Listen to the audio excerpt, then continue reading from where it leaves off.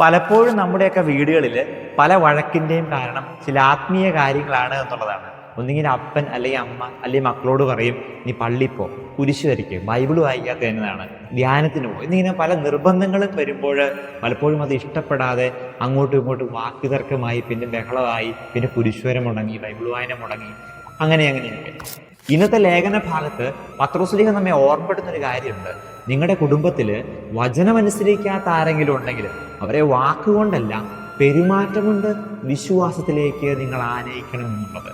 അതിപ്പോൾ ഭാര്യ ആയിക്കോട്ടെ, മക്കളായിക്കൊള്ളട്ടെ, നമ്മളിങ്ങനെ പറഞ്ഞ് അത് ചെയ്യുക, ഇത് ചെയ്യുക, പ്രാർത്ഥിക്കുക എന്നൊക്കെ പറഞ്ഞ് നമ്മളിങ്ങനെ നിർബന്ധം വെക്കുമ്പോൾ അതിനേക്കാൾ ഉപരിയായിട്ട് നിങ്ങൾ ചെയ്യേണ്ടത് എന്താണ്?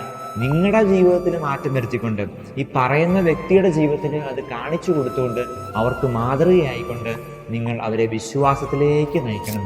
ലോക ചരിത്രം പരിശോധിക്കുമ്പോൾ പിശാച് ഏറ്റവും ആദ്യം വന്ന് കാലുകുത്തുന്നത് ഒരു കുടുംബത്തിലാണ്, ഒരു ദാമ്പത്യ ജീവിതത്തിലാണ്, ആദത്തിൻ്റെ ഹവ്വായുടെയും കുടുംബ ജീവിതത്തിലാണ് എന്നുള്ളത്. അതുകൊണ്ട് പിശാചിൻ്റെ ഏറ്റവും വലിയ ടാർഗറ്റ് എന്ന് പറയുന്നത് കുടുംബങ്ങളാണ്, ഭാര്യ ഭർത്താക്കന്മാരാണ്.